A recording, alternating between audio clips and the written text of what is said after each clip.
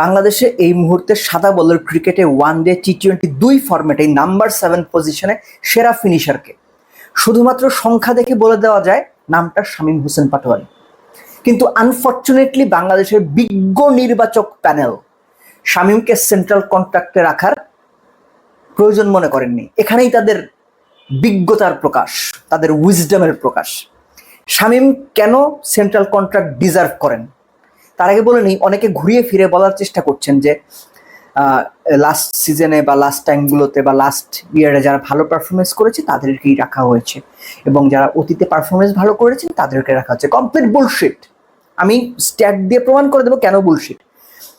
শামীম গেল বছর ওয়েস্ট ইন্ডিজের বিপক্ষে দুটো ম্যাচ সিঙ্গেল হ্যান্ডেডলি বাংলাদেশকে জিতিয়েছিলেন। মনে করে দেখেন, একটাতে 17 বলে 35 নট আউট, বাংলাদেশ ওই ম্যাচ জিতেছিল।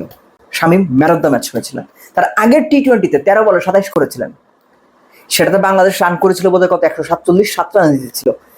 দুটো ম্যাচ শামীমের ওই রান না হলে বাংলাদেশ ম্যাচ হারতো, দুইটাই বাংলাদেশ ম্যাচ হারতো। আপনারা এগুলো ভুলে গেছেন, আপনারা বেশি বিজ্ঞ তো এই কারণে। ওই যে উদাহরণটা দেওয়া হচ্ছিল, উদাহরণটা পরে আসছে, তার আগে বলি এই যে শামীম রানগুলো করলেন এটা বিবেচনায় নেওয়া হলো না। দুটো ম্যাচ জেতালেন, বিবেচনায় নেওয়া হলো না। বাংলাদেশের সাদা বলের ক্রিকেটে সিঙ্গেল হ্যান্ডেডলি গত বছর টি-20তে কয়জন বাংলাদেশকে দুটো ম্যাচ জিতিয়েছেন? আমি তানজিদ তামিমের কথা বলি, একদম স্পেসিফিক। ওই যে বলা হচ্ছিল না যে পারফরমেন্স বিবেচনায় নেওয়া হয়েছে, তো কি পারফরমেন্স বিবেচনায় নেওয়া হয়েছে? তানজিদ তামিম 2024 সালে টি-20 কয়টা খেলেছেন একটু মনে করে দেখেন তো। তিনি যে কয়টা টি-20 খেলেছেন এই টি-20-র মধ্যে বিশ্বকাপও ছিল। বিশ্বকাপের 7 ম্যাচে তিনি 80 রান করতে পারেন নাই। 3টা 50 করছেন, তার 2টা জিম্বাবুয়ের এগেনস্টে, একটা আমেরিকার এগেনস্টে। 114 বোধহয় স্ট্রাইক রেট। খেয়াল করেন, ওপেনার 114 স্ট্রাইক রেট এবং তার এভারেজ 21-22। বেশ বাজে পারফরমেন্স করেছেন, কিন্তু তিনি কিন্তু টিকে গেছেন। তার ওয়ানডে পারফরমেন্স যে আহামরি খুব ভালো সেটাও না, কিন্তু তিনি কিন্তু টিকে গেছেন। নাথিং এগেনস্ট তানজিদ তামিম, তিনি বাংলাদেশ ক্রিকেটের ভবিষ্যৎ বিবেচনায় দারুণভাবে আছেন এবং আমরা তাকে সাপোর্ট করা উচিত।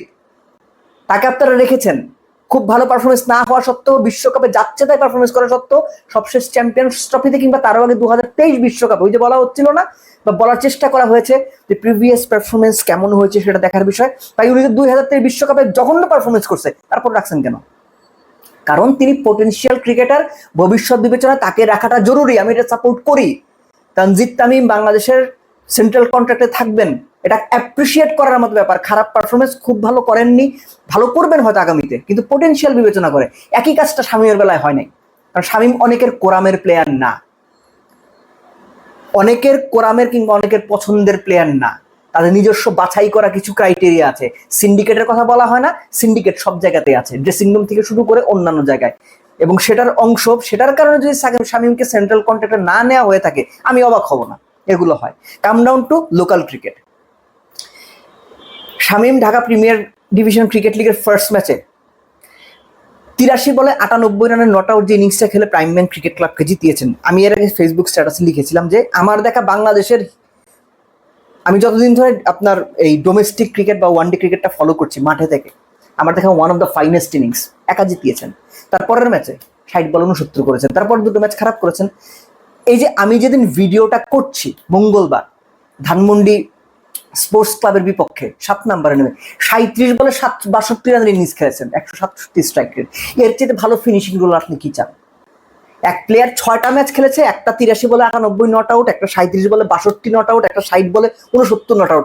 আপনাদের কোন বড় প্লেয়ার এই চলতি প্রিমিয়ার ডিভিশন ক্রিকেটে 7 নম্বরে নেমে এই পারফরমেন্স করে দেখেছে? আমার দেখান তো। পারবেন না।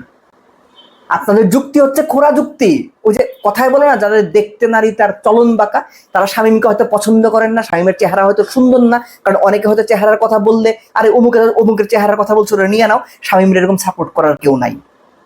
শামীমের কোনো পছন্দের কোনো কোচ নাই যে শামীমকে ব্যাক করবে, হয়তো কোনো পছন্দের নির্বাচকও নাই যে শামীমকে ব্যাক করবে। তো Shamim belongs to know one. Bangladesh ক্রিকেটটা এভাবেই চলছে। আমি তো তানজিদ তামিমের উদাহরণটা দিলাম। আমার কথা যদি আপনার পছন্দ না হয় বা ভুল বলে থাকি, আপনি কমেন্ট বক্সে বলবেন যে ভাই ভুল বলছেন।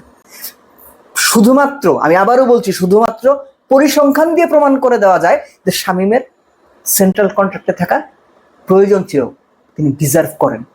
ওই যে ভবিষ্যৎ চিন্তা করা, যে ভবিষ্যৎ চিন্তা করে আপনারা তানজিদ তামিমকে রাখছেন খারাপ পারফরমেন্স করা সত্ত্বেও, ওই একই চিন্তা করে রাখা উচিত ছিল। 22 জনের নাম্বারে তো 2 জন নাই, সিনিয়র 2 জন অলরেডি নিজেদের কমিট করেছেন, সেখানে 2 জন নতুন লোক নিলে কি হইতো? শামীমের সাথে ইবাদত হোসেন কিংবা শামীমের সাথে পারভেজ ইমনকে নিলে কি বাংলাদেশ ক্রিকেট ভেসে যাইতো? যাইতো না। এই যে সুদূর প্রসারী পরিকল্পনা নাই। আপনারা নান্নু ভাইকে বা মিনহাজুল আবেদিন নান্নু ভাইকে গালি দিতেন, এখন যারা আছে কি মনে হয় নান্নু ভাই তো খুব ভালো তারা? আমার সেটা কখনো মনে হয় না। আপনাদের মনে হয়েছে, কারণ আপনাদের ওগুলো গেলানো হয়েছে। যাই মানে ওই তর্কে আমি যাচ্ছি না। আপনারা নিজেরাই চিন্তা করে দেখেন যে এখন যে নির্বাচক প্যানেলটা কাজ করছেন বা যারা রিসেন্ট পাস্টে কাজ করেছেন তারা কতটুকু ভালো কাজ করেছেন। সো হয় কি, আমরা অনেক সময় আবেগে গা ভাসিয়ে দিই আর অন্যরা এই সুযোগটা নেয়। বাংলাদেশের নির্বাচক মন্ডলী শামীমকে সেন্ট্রাল কন্ট্রাক্টে না রেখে তাদের উইজডম কিংবা প্রজ্ঞার পরিচয় দিতে পারেননি। শামীমকে সেন্ট্রাল কন্ট্রাক্টে রাখা প্রয়োজন ছিল, একই সঙ্গে পারভেজ ইমন কিংবা ইবাদত হোসেনদেরও সেন্ট্রাল কন্ট্রাক্টে একটা মিনিমাম ক্যাটাগরি দিয়ে হলো রাখা উচিত ছিল, তাদেরকে মোটিভেট করার জন্য যে বাংলাদেশ ক্রিকেট তোমাদের সাথে আছে, তোমরা বাংলাদেশ ক্রিকেটের বিবেচনায় আছো। আমি লাস্ট একটা কথা বলে শেষ করি। বাংলাদেশ এই বছর যে কটা টি-20 খেলবে, শামীম পাটোয়ারিকে ছাড়া তারা কয়টা ম্যাচ খেলে আপনারা আমার একটু দেখায়েন তো। যদি জেদ করে বাদ দেয় দ্যাটস এ ডিফারেন্ট কেস, কিন্তু তার যে ফর্ম কিংবা তার যে অ্যাবিলিটি কিংবা তিনি 7 নম্বরে নেমে যে ফিনিশিং টাচ দিচ্ছেন বাংলাদেশে এই মুহূর্তে কেউ সেটা পারছেন না, এবং তাকে ছাড়া বাংলাদেশের টি-20 টিম এই মুহূর্তে করা অসম্ভব প্রায়। তারপরে তিনি সেন্ট্রাল কন্ট্রাক্টর নেই, কারণ বাংলাদেশের নির্বাচক মন্ডলী অতি বেশি, খুব বেশি বিজ্ঞ।